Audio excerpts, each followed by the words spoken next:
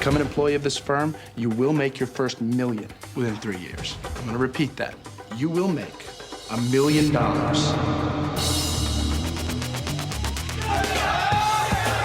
At the stock trading house of J.T. Marlin, a new generation is building their fortune. So I want you to go out, buy yourselves a new car. Go buy yourself a house. We're superstars now. They say money can't buy happiness. Look at the smile on my face. Ear to ear, baby. You have to be closing all the time and be aggressive. Learn how to push. This is Chris Marlin over at J.T. Marlin. This stock is blowing up right now. The whole firm's going nuts. Hold on, let me open up the door to my office. See that, Doc? Give me the 2,000 shares. Done. A sale is made every call you make. The only question is, who's gonna close, you or him? You can be whoever you want to be on the phone. I'm 46 years old. I have 22 years of market experience. The whole place is going nuts. Well, you see, we deal in stocks that really move. I am your kid's college fund. Yes, my first account, baby. You're one of us now. This kid is really good. God, he's gonna go down hard. Sky's the limit. Are you gonna be rich, Seth? I hope so. How come I've never heard of this firm? I saw John shredding a bunch of documents. So why would you want to look too deep into something? I mean, you're not curious? What are you doing? Man, these guys are no joke. I figured out how Michael's making his money. We're selling stock for companies that don't exist. FBI, we'd like to talk to you about your relationship with Seth Davis. Somebody tells you they got money problems, wrong answer, no. I want my money back. I'm sorry, Harry. I can't do that.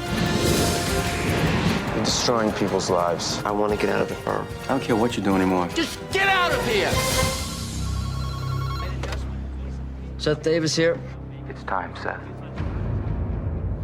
Giovanni Ribisi, Vin Diesel, Neil Long, Tom Everett Scott, and Ben Affleck. Anybody who tells you money is the root of all evil doesn't have any. Welcome to the new American dream.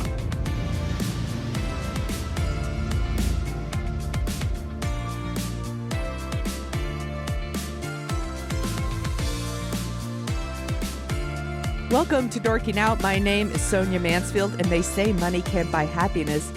Look at the fucking smile on my face. Ear to ear, baby. Joining me is my podcasting sister from another mister and the co-host of Dorking Out, Margot D. Hello, my friend. Hello, my friend. I've been working on my Wall Street monologues. You've been practicing. I'm going through Daryl Hannah right now. I love you, bud. Bud. Bud. We're not talking about Wall Street. We are dorking out about 2000's Boiler Room, which is a request from our podcasting brother from another mother, Adam Risky. So this one's for you, Adam. This is written and directed by Ben Younger, and it stars Giovanni Ribisi, Vin Diesel, back when Vin Diesel, is this like pre Fast and Furious movies? It's probably the same year. It's 2000. Yeah. Yeah. I'm also thinking of the robot movie he did, which I can't remember the name of now. It's that kid movie. But it's about a robot. I don't remember. Whatever. But I like this Vin Diesel. If we could get this Vin Diesel, I'm into it. Nia Long, beautiful. She looks beautiful. Gorgeous. Nikki Cat, Scott Kahn, Ron Rifkin, Jamie Kennedy in a little pencil mustache. That's a choice. Taylor Nichols, Tom Everett Scott as a total scumbag. That's some nice casting. And Ben Affleck in the Alec Baldwin role. Yes. My friend, did you see this in the theater? Good God, no. I also didn't, which is weird because I see a lot in the theater back then. I saw a lot in the theater back then, but not this one. Yeah, I don't know what it was about it, but I just kind of shook my head and said, no, I think I can watch something else. Yeah. If it were a couple of years before, I probably would have. Right. Yeah. I saw the previews, and my first impression is this is like the CVS Glengarry Glen Ross. And I would rather watch Glengarry Glen Ross. So this movie wasn't for me. It wasn't marketed to me. There wasn't much about it that, appealed to me. So no, I didn't see it. And then I've only seen clips of it. I was watching the whole thing this time and I was like, oh, I don't think I've ever actually seen the whole thing, because there was a few things where I was like, well, that's new to me.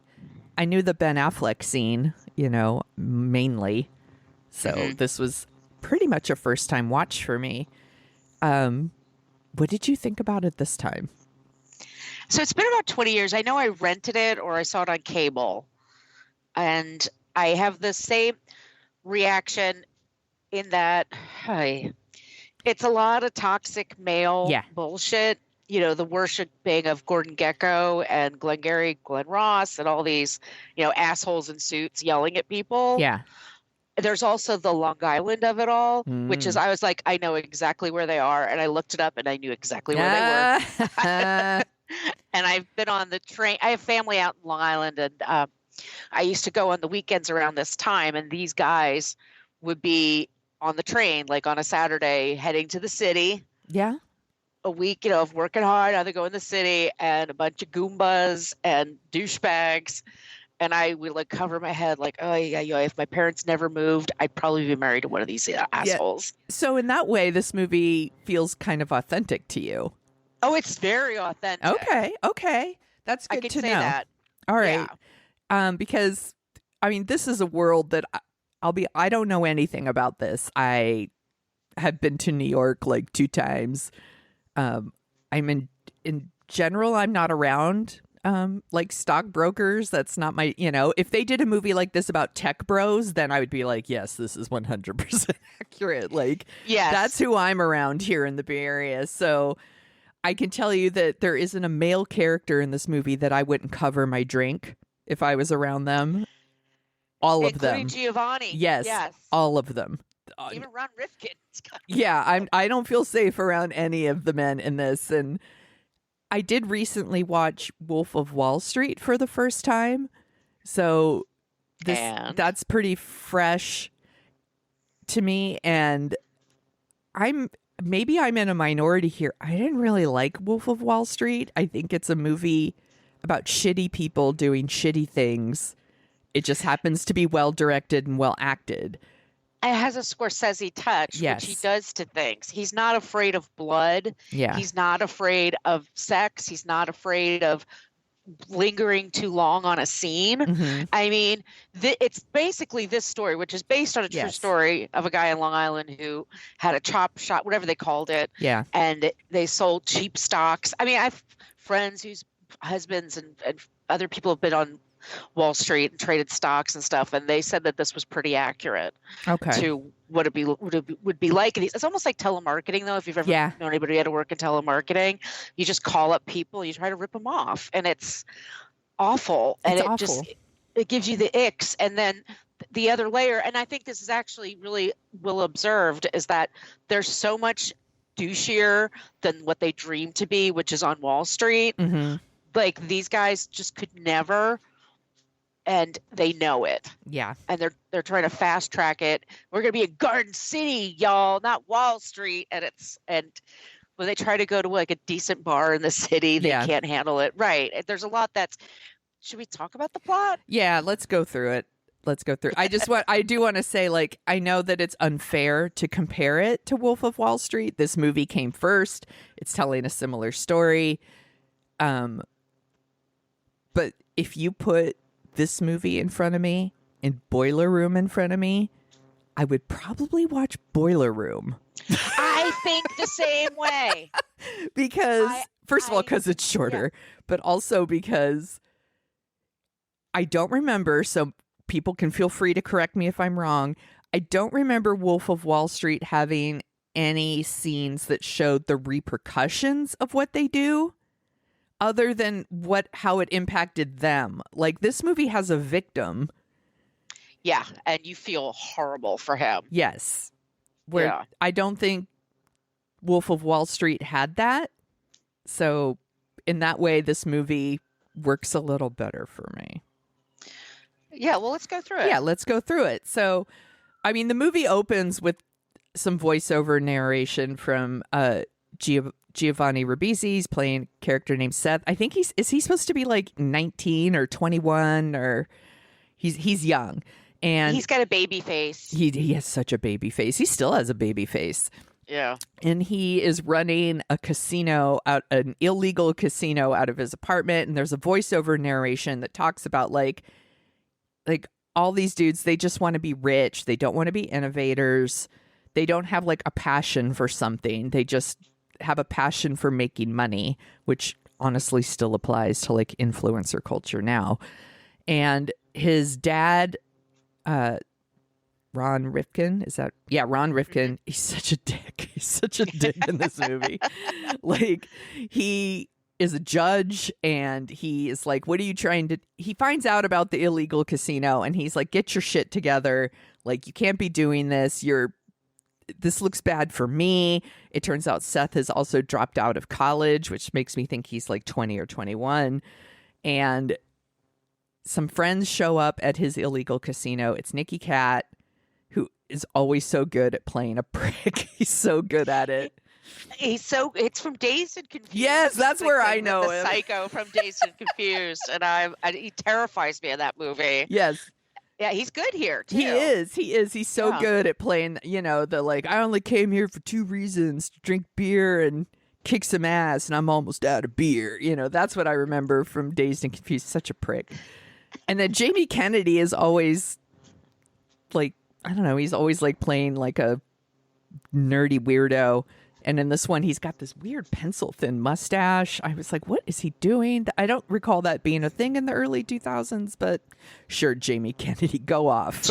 Yeah, it's a choice. Yeah, so they swing by the illegal casino. They're drinking their champagne of beers and playing cards.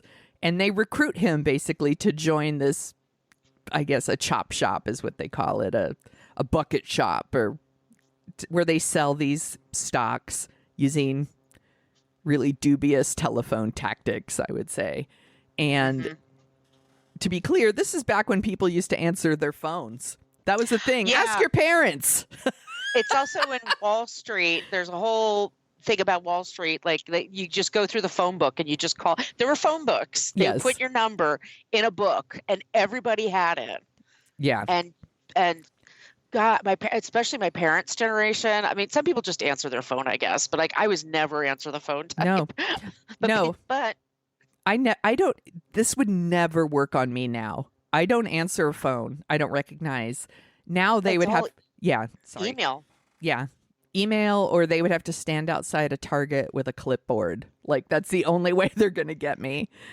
I was going to say something. I'm the opposite. If somebody's carrying a clipboard, I will run across the street. Well, I do that too. I do a lot of like pretending to be on my phone to get away from people with clipboards. And they're usually for things I care about. For sure. It's just never in a moment where I want to talk about it. Yeah. Well, by the way, like, I already have like the things I donate to. Like, so I don't, and also I just spent a bunch of money at Target, so you're not catching me in a generous moment. I just dropped $200 in the Target. Like, the last thing I want to do is sign up for something else, because I already do that. I gave it the office, if you will. Right. I know I was good. Oh, it doesn't matter. Let's just move on. So they recruit him. He shows up. He's wearing a suit that looks way too big for him. I was like, did he get that from his dad? I don't know.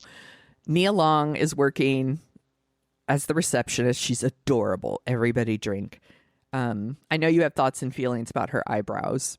Yeah, I see those eyebrows, and I'm like, that was the level of perfection I was trying to attain all these years. And I wake up every morning, I look at my eyebrows, like, why won't you grow anymore? Yeah. Please grow for me. We're singing the song. Had sculpted eyebrows. Yes. Then. Yeah, beautiful. And then these men, like, they file him into a conference room, and then Ben Affleck comes in, and he's very much the Alec Baldwin from Glengarry Glen Ross, like, always be closing, et cetera, and he gives them this big speech about, you will make $1 million in your first 3 years, and he brags about his car. There's a whole speech that I'm sure, by the way, a lot of men probably have memorized. This movie's for men. Oh, it's a no girls allowed sign. Yes, that should be the R spelled backward. Yeah, there's exactly no girls allowed. Like, there's nothing in this movie for me. Nothing other than Nia Long's eyebrows. There's nothing in this movie Nia for Long me. and her mother are thinking there's a woman that works at the office, but she's just like a cipher. You know, she's just there to pass the calls along. Yeah, you have a call on line 3. That's the only other woman in the movie. You know, he's bragging about his cars, you know, this huge house he bought, you know, every toy you could possibly buy, like, you know, and then it's just like, and don't ask about taking vacation time. It's not that kind of job. Like, surely there's no HR in that place. It's all about, you know, just pretend like you have a huge cock, you know, you're going to make so much money. It's training them all to be real assholes, basically, is the whole thing. At some point, Seth like tries to talk to his dad about his job, and his dad is just such a dick to him all the time. Every scene with the dad, he's like such a dick. And so again, this is another thing that's just for men in the movie. It's about that relationship between men and their dads. I just want your approval, Daddy. Yes. Yeah, won't you hug me, please? You know. Why don't you ever go to my games? Yeah.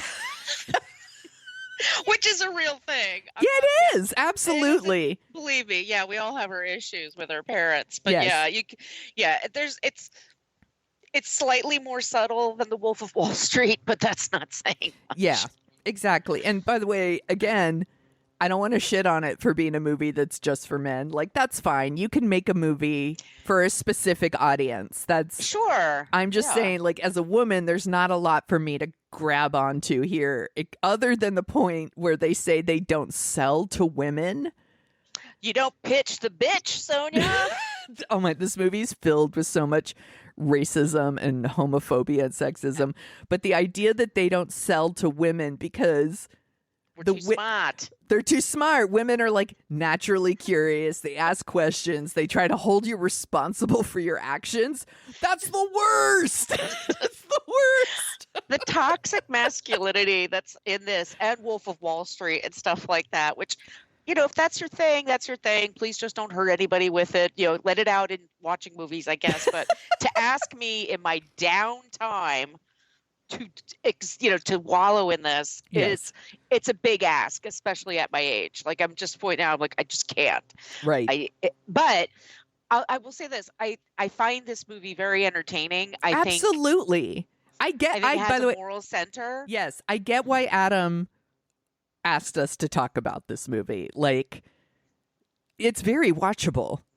Yeah. Yeah, I'm sure I am assuming Adam asked us to watch this because he actually likes it and was curious about what we think. And we all like movies we all have these movies where you're like, I know that this is objectively terrible, but I like it. And he was young when it came out. He's you know, he's good, like 10, 15 years younger than us. So he's like, he has a different view of it. But I think like it is speaking to a lot of greed that we still talk about, you know, we have to deal with today. People wanting to rip other people off. You know, Jen Shaw is a big example of that, or like finding people through their emails or texts. And like, there's all kinds of scams out there that look like it's your bank that's sending you a notice when it's somebody. So there are always people like this. And they try to zhuzh it up and make it seem like, oh, well, we're not like those Wall Street highfalutin people. We're more down and dirty the way we do it because we're Long Island. Yeah. Which is very real to me. Yeah, and we're trying to help the common man get rich. Yeah, you don't have to get on a train every day to go there. You could just be in traffic for an hour here. And just from your home to the place to the back. And it seems like just such a depressing existence. It's even more depressing than in Wall Street when Bud's at those, you know, calls. At least it's had some light and some view. Like, it's just a parking lot and a business. Like, it could be anywhere. It could be San Ramon, California. It could be Dayton, Ohio. Like, it's an office park. It could be anywhere. Yes. And they're just sitting at these desks and they're all just yelling and calling people and just selling them crap that doesn't even exist. I know. It's awful. It's just brutal. It's brutal. And there's a scene where Seth goes to, I think it's Ben Affleck's house. And at one point he had bragged, right? I have this huge house, blah, blah, blah. And he's like acting like his life is so great. But you go into his house. He's lived there for almost a year. He hasn't unpacked anything. There's boxes everywhere. I'm like, what a fucking loser. And they're watching, there's a whole group of them, and they're all watching Wall Street. And they're quoting it, and they're acting like it's a karaoke performance. They're like taking turns and doing different lines. And I'm like, if you're at a job where they're quoting Wall Street all the time, fucking update your LinkedIn and run. Like You're going to jail, you're going to jail, bro. Like that's not a good job. That is a shitty job. But I think it's clever. I think because I actually really like Wall Street. Like, sure, another one, super watchable. Super watchable. I mean, Oliver Stone makes like very watchable movies. Yeah. Do I like them all? No, but no. Wall Street, especially because it's those performances too. You forget that because your moral center there is Martin Sheen, who's like the blue collar guy, but isn't an asshole. Whereas, this kid's dad is not being Martin Sheen with him. His dad's just being super judgy, so to speak. Well, he's a judge. It's what I do for a living, son. Sorry. Like he's the worst. But I mean, it rings so fucking true to me. Like I said, like that is what the culture is like. And for a certain breed of guy, of dude in that area where they don't go to the city, why would we go there? Because they feel inferior. There is an inferiority complex. So they just try to create what they want here in a place they understand and know. But they can't seem to do that legally. It has to. Correct. And that's the conundrum that they're in. They could never, they feel like they could never live up to like, one of those, I'm trying to think of a Wall Street place that's like a Goldman Sachs or thank you. That's exactly the name I was trying to conjure up. But look, it's tough to work for Goldman Sachs. Yeah. It's tough to get a job there. And it's a brutal, this is also, we should also say, this is a year before 9/11. Mm-hmm. It's sort of this it's a time where New York is thriving in a lot of ways. Yeah. It's safer than it's ever been. So I knew a lot of people who were like, I've always was, scared of New York, the city. But the fact that these guys are like, no. Yeah, this is a real sweet, I guess, a little sweet spot. It's before 9/11. It's before the recession of 2008. Right. So people were just kind of rolling in it. Like, there was a lot of money going around. Not for me. I was working in a newspaper. I was fucking poor. But not me. I was in publishing. Are you kidding me? Oh, and the soundtrack. I forget. The soundtrack is dope. I wish it was a soundtrack album, but I guess you can get all these songs on Spotify or whatever. But it's got a dope soundtrack. Yes. And there's a lot of scenes of them, of these, like in a pack, again, a whole pack of dudes that I would be like, ew, like I would just cover my drinks and leave if I saw them at a bar. But like they keep going into bars and like they continue to like, it's like they're like roving gangs of brokers and they're like fighting with them. They're just fully, especially like Scott Conn character. He's kind of the Joe Pesci of the group. Like he's got the little man complex. He does, and he loses his shit everywhere they go. He's just like that. Dad was Sonny Corleone. Yeah, like that's it. And then he starts beating people up like everywhere they go. He's such a prick. They're the worst. And Affleck has his Affleck-fleckiness going for him. Yeah, he does it really well. The douchebag, like he did Dazed and Confused. Yeah. He's very good at that. Confidence. Yeah, he does have all that confidence. But I also don't know, like when they're in his house, like you said, he hasn't unpacked anything. Yeah, and a lot it's of for show. It's for show, but also he probably knows he's got to leave in a heartbeat too. Like he's not going to unpack too much because he knows any minute now it could all be taken away. Yeah. So I think that's part of it too. But yeah, if you show up at a house and there's like one little couch and you invited 20 people, I mean, it's a woman talking. Sorry. Yeah. Because I'm like, well, they're all going to just sit on the floor. Yeah. And they do. Well, and are you in college? What? The movie. So as I said, the movie is for men, but like the life they are living is also for. it's for male gaze. Like even the life they're living in the movie is for male gaze. Like it's like locker room talk, the fancy car, make money, big house. They have this big house. He has the big house, but he doesn't have anything fucking in it. It's like just to have it, you know, impress. It's all about like impress your dad, pick fights, you know, it's the cars. Yeah. It's a certain kind of, they're trying to appeal to each other in the movie. It's all about and they should just take their peepees out and get a ruler and settle it. But instead, they rip people off. Right. And Vin Diesel and Nikki Cat, which they should be like in like a movie together where they're villains, like competing, because they have some good energy between them because they hate each other and they all want little, I don't even know what Giovanni Ribisi's name is in the movie. Seth. So they want Seth, like they both like got to put him under his wing.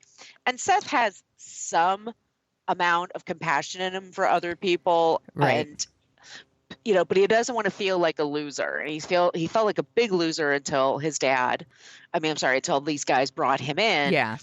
And the only person he feels like he can confide in is Nia Long. And she's, by the way, the only person of color. The only woman. Yeah. And I guess, I don't know what Vin Diesel's 23andMe is. He's playing. Yeah, what's his 23andMe? He's playing Italian in this movie. Right. Yeah, I don't know. I mean, I guess I could look it up to see what his deal is. But what is his deal? But anyway, it's very much a white bro, where they're all trying to look the same. And they're all like dressing the same, and they have the same music, and they have the same insults, and they have the same everything. And their collective energy is one of the most obnoxious things to be around. Yes. I'm just saying that from experience. It's really, just certain pockets of the country. Like, yeah, it's like Florida is to the south, Long Island is to New York. Okay. They're connected. It's technically New York, but it's its own other thing. Okay. Yeah, we have that in the Bay Area for sure. That's kind of like your Fairfield, your Antioch. Yep. Like the further east you get in the East Bay, there's like it gets a little bit more conservative. By a little, I mean a lot. A lot, I was going to say. Nice. So, same thing in Southern California too. You know, you go to Orange County, it's very different. Yeah. So that's all that is. But yeah, they capture that really well. So Nia Long is the receptionist, beautiful, and she's taking care of her mother who has constant pneumonia. Yes. Because she was a smoker for years. So Giovanni likes her, and she's just trying to pay the bills. Yeah. She's like, I put up with this shit because I make $80,000 a year as a receptionist. And that's a lot of money in 2000. True dat. I worked as a receptionist for a while. I didn't make that. Fuck no. I wasn't making that in 2000. So yeah, we get her pain. We understand like what she's going through. And just the FBI, of course, are in on it because if you make all these phone calls, it's a federal case now. Yes. You can't scam people this way. Because he would ask like, what's the phone bill? I'm like, wow, the phone bill. I remember I had 2 roommates at this time. Yes. And every month dividing the phone bill was like insane. We used to go through and like you highlight like these were my calls and you like add it up and paid it. I know what I wanted to ask you. Did you ever work in any kind of telemarketing? No, thank goodness. I did it once when I was in high school for like a State Farm insurance. But I lasted like, I worked like a Saturday afternoon and maybe 2 months, not very long, before I was like, I'm really bored. Like, I'm so bored. Oh. Like, reciting that script, and it was a lot of people just hanging up on me.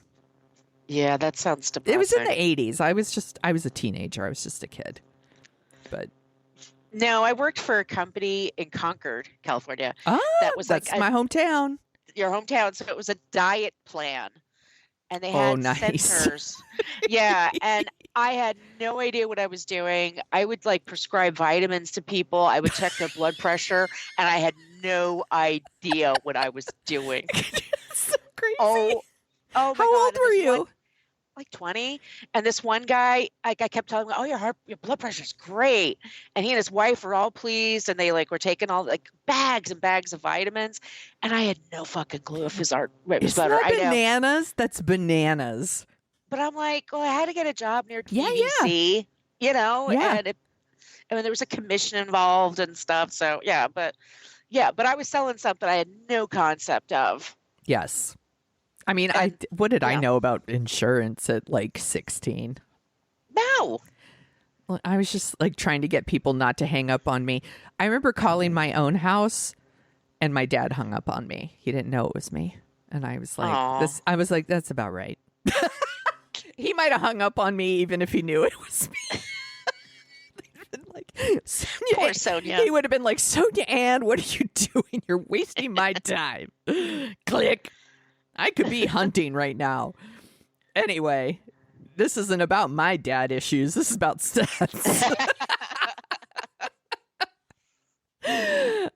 So at some point, Seth like passes his broker exam, and is this like his first sale is this guy named Harry, and he's like a purchasing manager for like a food company or something, and he's very reluctant to like do this, but Seth talks him into it. And Seth is like, he's married, he has 2 small kids, and they're saving up for a house, and Seth like talks him into like buying some shares. And then just a little bit later in the movie, they show Harry talking to his wife, and the wife is exactly what they're describing at the beginning. Like, she starts asking a lot of questions, like how much money did you put into this? Who are these people? Where did they get your number? How do you know this? Like all of these things. And he's like, just trust me. And she's like, okay, you know, because they've saved up, I think he says like $50,000, which,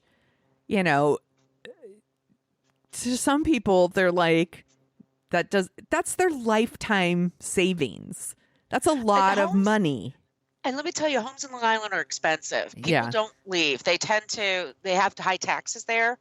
But it's a lot of money. I think it's a lot of money to have. It is, absolutely. There's a lot to lose. Yeah, I think that some people, we almost get numb to this sort of thing where it's like 50,000 most of them, you know, and it's like, that's a shit ton of money. And that's all their money. So, and at some point, like, Harry starts to get really nervous, and he calls in and he's like, I don't want to do this, like, sell my stuff. And Seth, who now at this point knows that they're selling dummy stocks, like, he knows they're ripping people off, and he still talks Harry into buying more. And he like gives him all of his money. It's awful.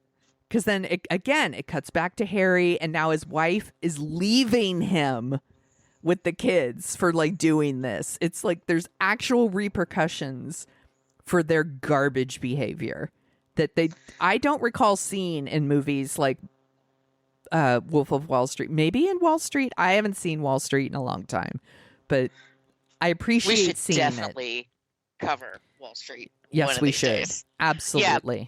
No, I really felt terrible for them. And then we should also say that the FBI, like they said, they're in on it. So they take Nia Long aside and kind of say, hey, we're investigating these people. And it's basically a way of like, you can escape any kind of punishment because you're not a part of this, but you have to help us get information. Yeah. So she's like in a bind, but she has to do it. And does she tell Seth about it? I mean, they have kind of a romance. Yeah, they have their romance is very like underdeveloped because it's like not, I guess, the main point of the movie. So it's very like 1 second they're having a drink, the next time we see them they're like in bed together. But they make it clear that they're together. She never does tell him until the FBI actually show up and like arrest Seth. And that's when like the agent who's arresting Seth refers to Abby by her name, and then he's like, oh, they know who Abby is. But it's like, And that's how he figures out that Abby has been approached by the FBI at some point. But I'm like, well, technically they would know her name anyway. Like if they were doing, just like they know your name, Seth. Like they're the FBI. The FBI. But that's okay. And so they arrest him and they arrest his dad because at some point Seth tried to talk. This is where I got very confused.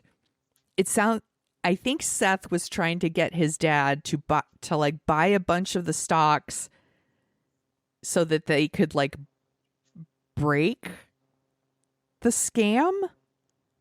Like it was like his way of trying to like break it up without involving the FBI.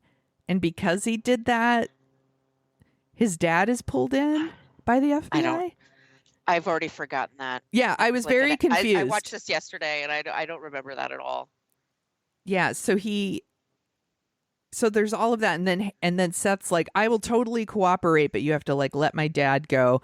And this again, the movie's very heavy-handed about its like daddy issue things, you know. It's like, remember when I broke my leg? You know, all this stuff. And he's like, and he's sobbing, like, I just wanted you to love me. I closed the casino for you. Like all of this. I did it all for you, Dad. I did it all for you. Like very heavy-handed on this stuff. So at some point they're like, oh, fine. And they let his dad go. And Seth goes back into the firm. He feels really bad about what he's done to Harry. And so he's also trying to like get Harry's money back. And he's also like stealing information. At some point he tells Vin Diesel what's up. And Vin Diesel's super pissed at him. There's like the ending's very weird. Yeah, it's pretty quick. Like it has a decent build up, but then it kind of, the ending of it happens way too, like you said, there's way too much information. Yeah. But basically what happens is that he gets a call and it's like the FBI are coming in, you have about 20 minutes. Yeah. And so he does the thing, he puts the disc in the laptop and the folder gets downloaded. I remember that. Yeah. Oh, those damn JPEGs. And then he like skedaddles out of there, and then like every cop on Long Island shows up, and EMTs and the jail and everything. Like it's a huge bust. Yes, but that's where it ends. Seth leaves. Vin Diesel's character, like, I think he leaves. Seth never makes up with Abby. The feds raid the place, and then at the end, he's like, "And now I need to find a job." Dun dun dun dun dun dun. Like, it's a very weird. Doing the varsity ride. It's like such a fast ending. It, like, just ties it all up. There you go. The end. Like that's the end. It's very tidy, I guess. I did read that there was a different ending where Harry comes in with a gun to like, and I was like, now that's an interesting ending. I might go to, that reminds me, I might go to YouTube later and look that up and see if they have it there. Yeah, apparently it's on the DVD, so you could probably find it on YouTube. I would be very curious about how I would feel about this movie with that ending. I might like it even more. I'm not saying I want people to go in with guns and kill people, by the way. I'm just saying, in the terms of this movie, I'm like, that would have been a very bold ending, I think. Yeah. I have to see it now. Yeah, we'll have to look it up. I should have looked it up before this. Shame on me. Shame on us. Whatever. This is what they gave us. Yes. This is what we paid for. We got what we paid for. We definitely got what we paid for. And again, if you put this movie next to Wolf of Wall Street, I would pick this movie. I would pick this too. And I know people love Wolf of Wall Street. Of course they do. It's just it's this on steroids though. For sure. This is a little more, like I said, I could relate to it, but I'm also the revulsion that I could feel especially when they're hanging around each other and screaming and drinking. I was like, ugh. Yeah, it's yuck. I want to make sure I've gone through all my notes. It looks like it. I think so. Is there anything else you want to say about this one? No. Good pick. Good pick, Adam. Thanks for the rep. Yeah, no, thanks, Adam. It was a good ride, and like I said, the soundtrack is freaking amazing. It is. It is, absolutely.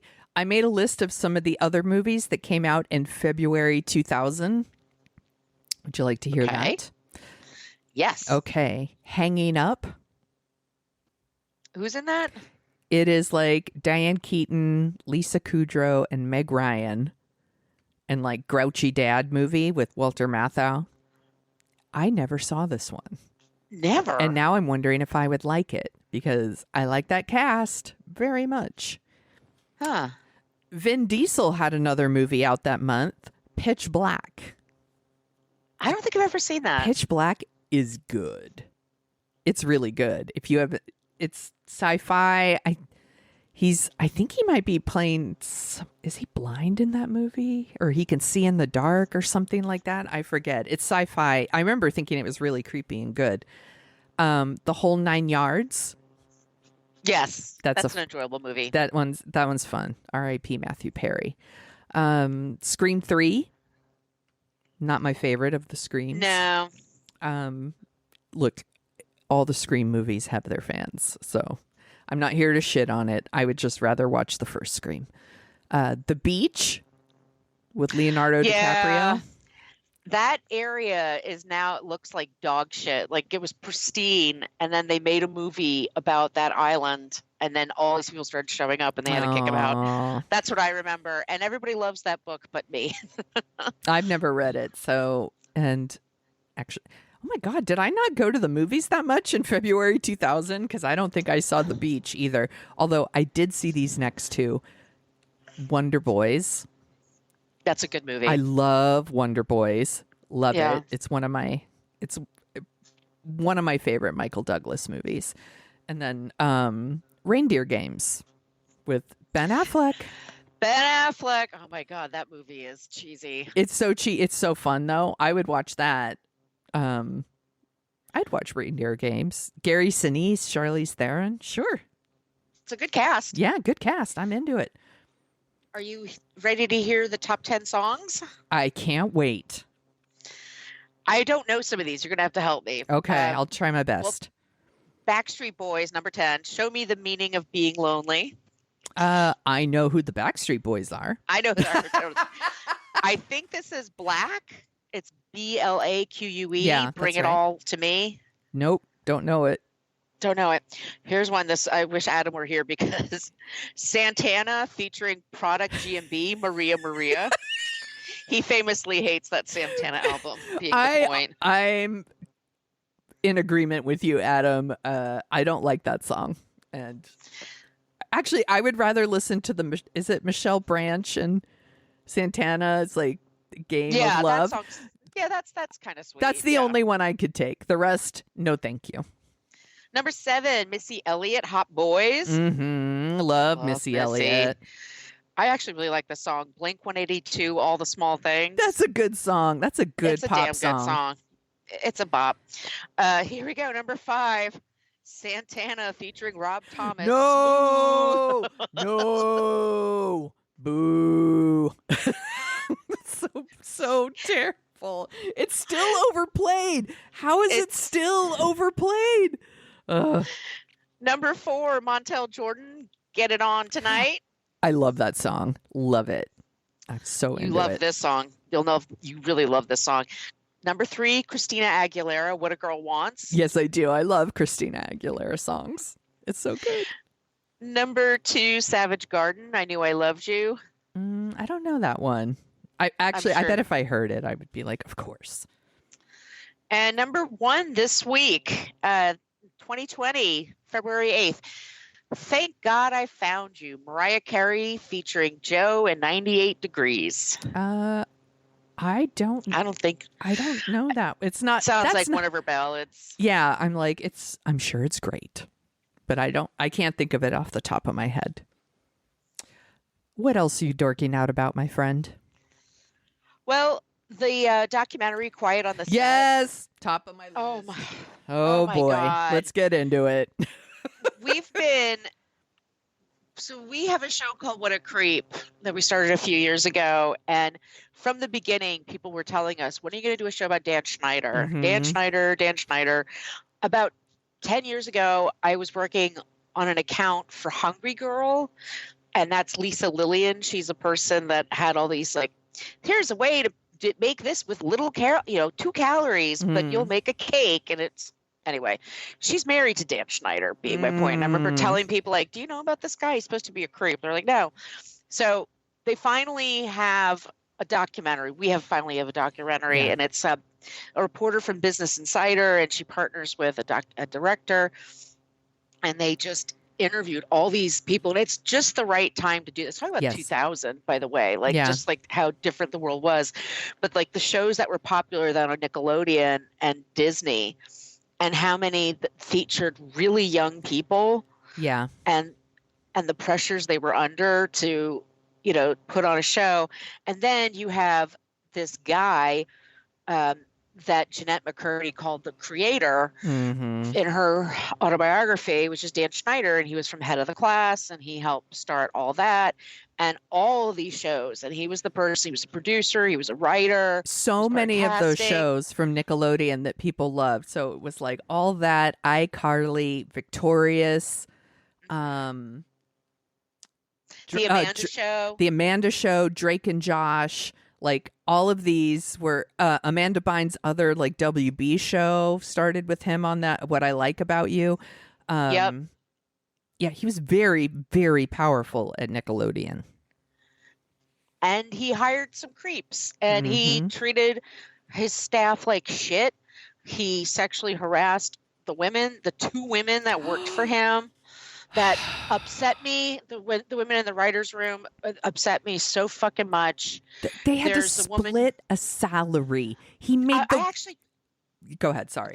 That's actually a thing, Sonia, because I was the same way. I was like, how is that possible? And then I have friends in WGA, and like, it's actually allowed, and it's only supposed to be for first year in a writer's room. So it's a way to get your experience. But he made the women do it. Exactly. And then they always there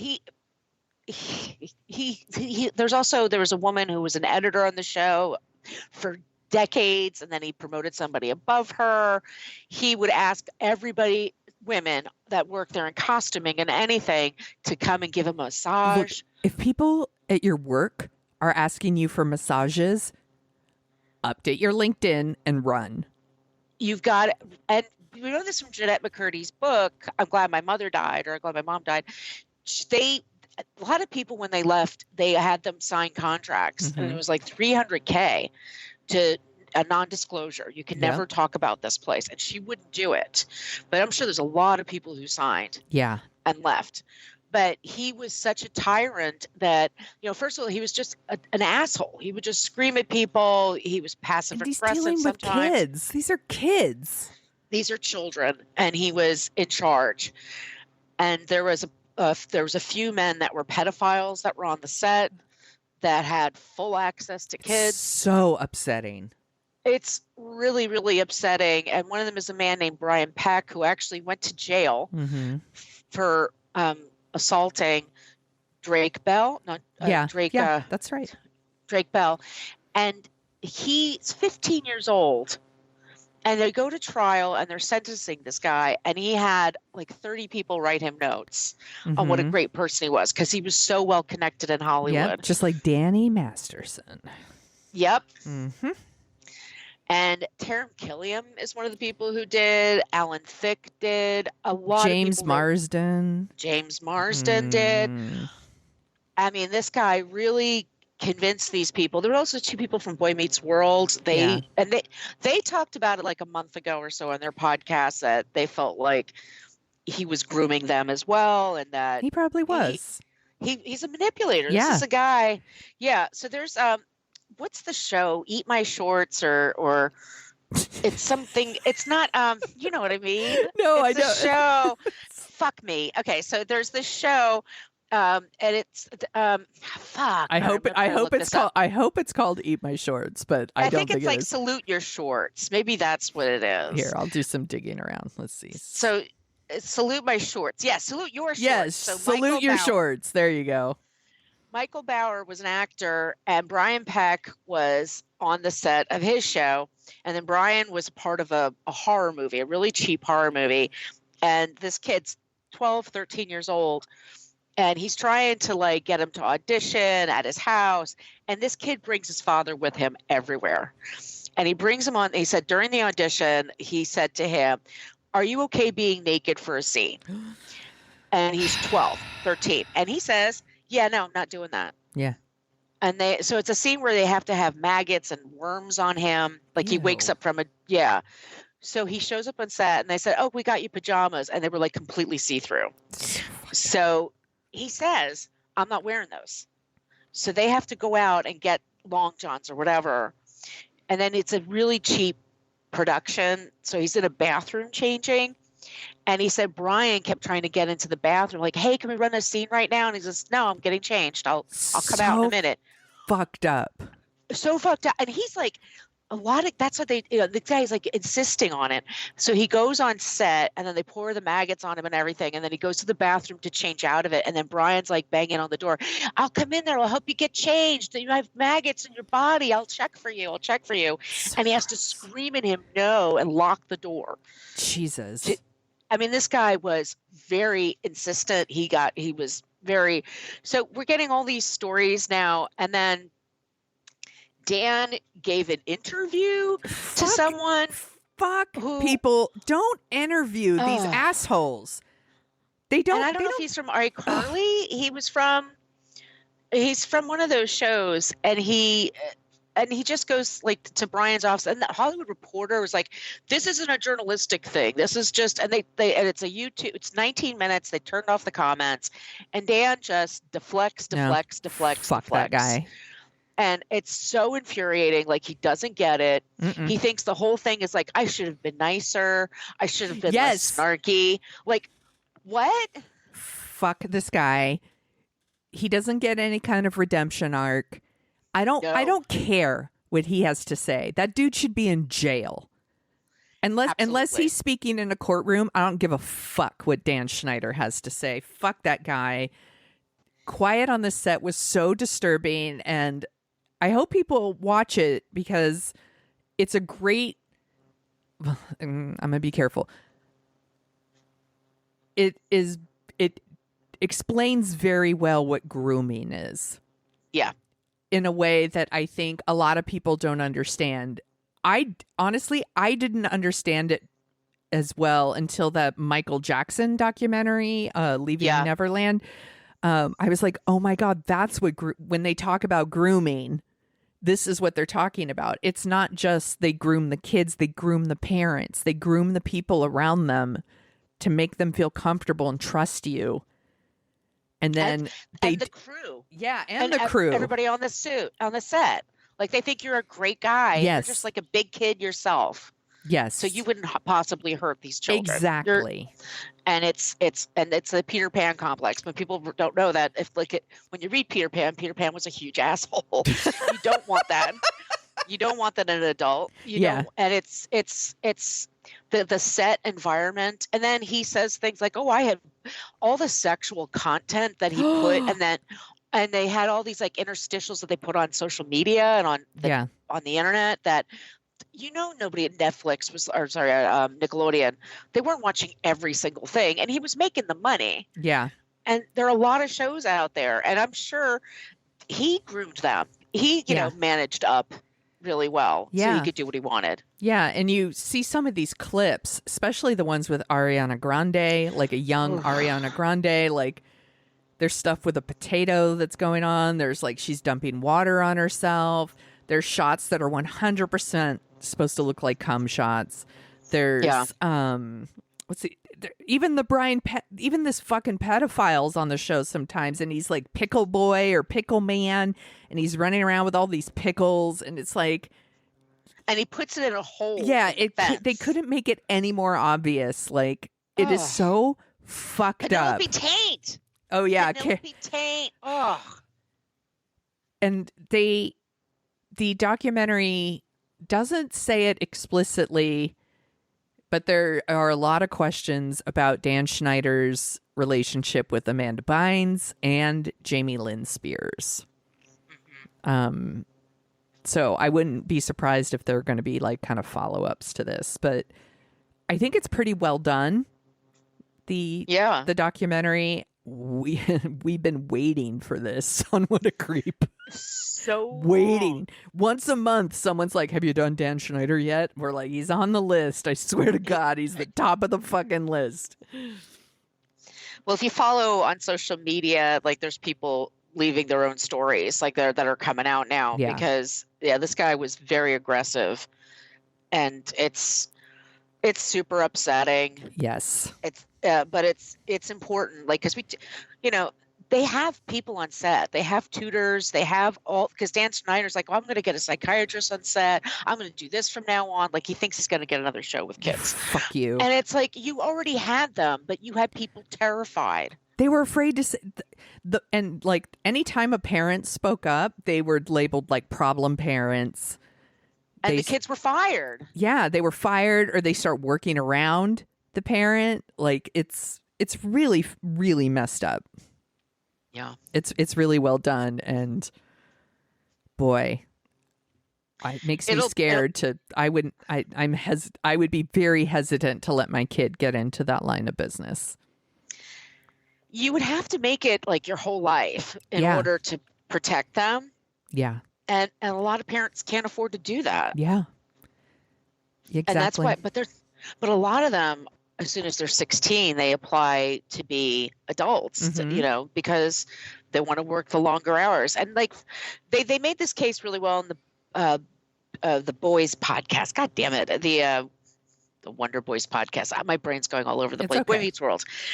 But they were saying, like, here we were teenagers, but we were the stars of the show. And they said everyone treated us like we were adults. Mm-hmm. Like, we were expected to act like adults. We couldn't have any meltdowns. We couldn't have any just act teenagery. You were supposed to be very poised and very adult. And they said, like, it was weird to hang around with kids your age because you weren't allowed to be like that. Correct. And that's, I don't know. Some people love the business. Jodie Foster, has been in it forever. Natalie Portman's, but they've talked about being sexualized at a young age. Christina Ricci, there are people. Bateman. Jason Bateman's a prime example of somebody who's like completely just kept working. Ron Howard. I mean, there are people who make it, but those stories seem rare. They are they are.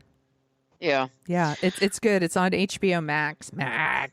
If you want to watch it. I think it's technically Discovery Channel Plus or something like that. So you can watch it on Amazon Prime too if you want to, like, order it or whatever.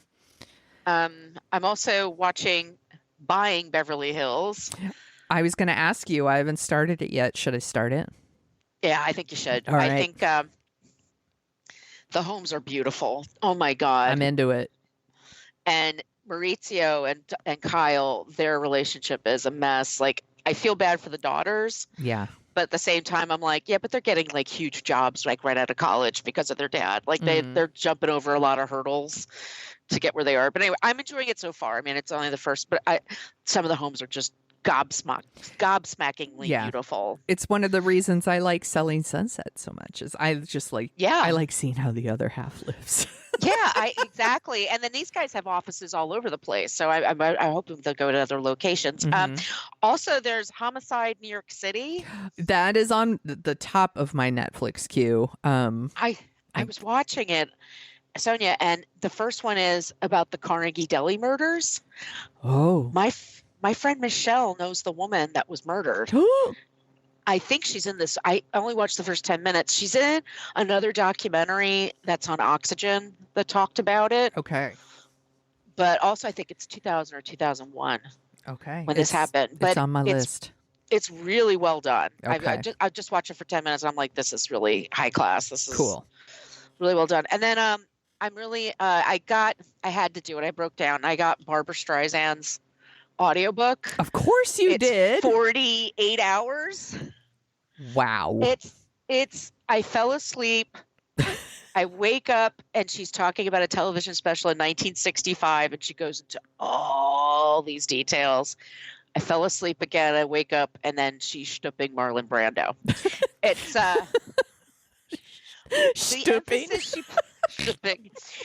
the emphasis that she has. Well, she's Jewish. It's a little Yiddish there. Yeah. She's the emphasis that she puts on some things versus others. Like there's movies that she did. What's the movie she did with Ryan O'Neal? What's Up, Doc? Yeah, What's Up, Doc? Or What's New Pussycat? Or it's What's Up, Doc, right? What's Up, Doc? Yeah, she's some of my comedies. Like everybody seems to really enjoy them, but I don't understand because I don't understand those kind of comedies. And then she wants to talk about coffee ice cream, or she wants to talk about I love stores because in stores everything's beautiful and manicured and blah blah blah. I'm like, wow, she just. You're like, I want to hear about What's Up, Doc, but okay. Yeah, like that's the stuff I want to hear about, but no. She wants to go into all the details that went into her first television special. I'm like, all right. Anyway, very soothing voice. I mean, you will just lull you to sleep. Okay. Good to know. And that's all I have. All right. I also, we talked about Quiet on the Set. Everyone probably already knows this, but I immediately went and watched the Arrows tour on Disney Plus. Same. It's amazing. They've added extra stuff, so if you've already watched it, you can watch it again. They've added new numbers. It's just an amazing show. I love it. I'm like, I know I'm going to watch it over and over and over because she's a fabulous performer. She is, and it's just something I can like turn on and listen to while I'm doing other stuff, and it's great. It's surprise. The Arrows tour is really great. I started watching Shirley on Netflix. The biopic with Regina King as Shirley Chisholm running for president in the 70s. Regina King is a treasure. Yeah. And we should all love her.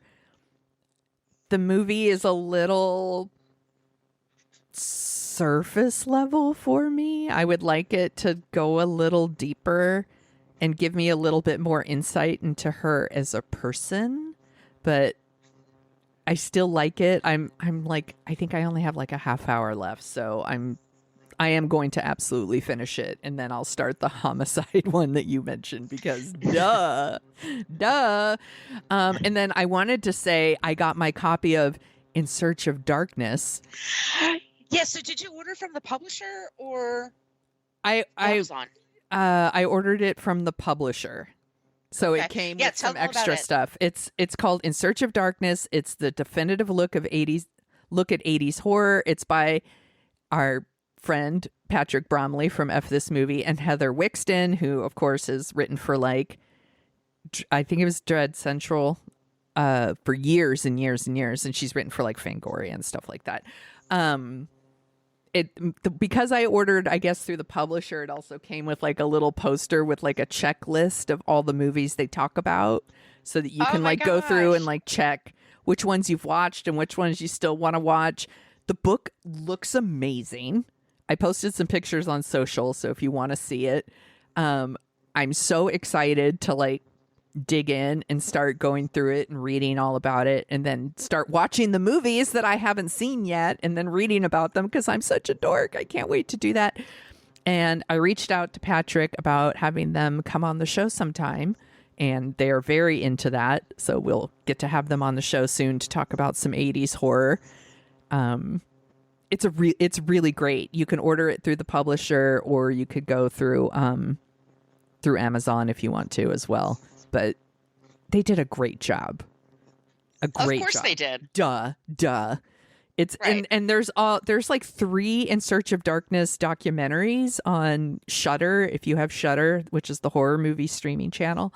And it's kind of like those like I love the 80s from VH1 where they like go through all these 80s horror movies and they have all these different talking heads, and it's super fun, and Heather is one of the talking heads. So highly, highly recommend In Search of Darkness. I'm definitely getting my copy. Yeah. And I think that's it for our list. I mean, I'm still watching Vanderpump Rules. What a shit show. Love it. I think the reunion has already been recorded. It's already been filmed, from what I understand, and some shit went down. I can't fucking wait. Like, it's gonna be amazing. I don't know how much longer they can do Vanderpump Rules, to be honest. Like, all their careers now are just being on the show. And how Ariana and Tom can both remain on a show and not film together. I don't know how they're going to do this, but I'm into it. What a fucking mess. Bless you, Bravo. So entertaining. My friend, where can they find you on the internet? My site is Brooklyn Fit Chick. Also, that's where you could find me for Threads and Instagram. And I'm at Brooklyn Margot for Twitter. And that's also my TikTok, where I also posted a couple of clips from Boiler Room. So go check it out. Check it out. You can find Dorking Out at dorkingoutshow.com and Dorking Out Show on all the social media channels, Twitter, your Facebooks, your Instagrams, your Threads, your Blue Sky, wherever you want to go, we're there. If you want to email us at dorkingoutShow@gmail.com, we take requests. You can request them. Adam requested this one. So send us your requests, and if you give us your address, we will mail you some stickers. They're adorable. Everybody drink. And, if you like the sound of our voices, we already mentioned What a Creep, but please go over there. We have a great episode out right now. You want to tell them about it, Margot? Yeah, so we've talked with Kristen Meinzer. She's with the Daily Fail podcast. And we were talking about Kate Gade and Kate Middleton. And we had set the interview for 3:30 p.m. And at 2 p.m. is when it was announced that she had cancer, that she had released a 2-minute long video. So we changed the perspective that the creepy thing is the incompetent thing is it's the royal family's communications and PR fiascos. Oh, they fucked it up. They really fucked this up, but they've fucked a lot of things up in the last couple of years. And we're talking about the biggest screw ups they've done and what does the future look like? What do we think the future looks like for the royal family? And of course, we hope, we wish Kate all the best wishes in the world and the best medicine and the best on all the healing. And, we have to remember she's a mother of young kids. Mm-hmm. And, she's also being treated really shitty by the family. Yeah. Yeah, absolutely. I mean, cancer is fuck cancer, as we always say. Yep. And I, as someone who's also had cancer and had a young child when I had cancer, it's fucking scary. It's really fucking scary. And I'm really, really sad for her. There are definitely people I wish cancer on, and she is not one of them. So right. I hope she recovers quickly. I hope it goes smoothly. That's where I'm going with that. You can find me at thesoniashow.com and The Sonia Show on all the things, TikTok. TikTok. You can find me on the TikTok.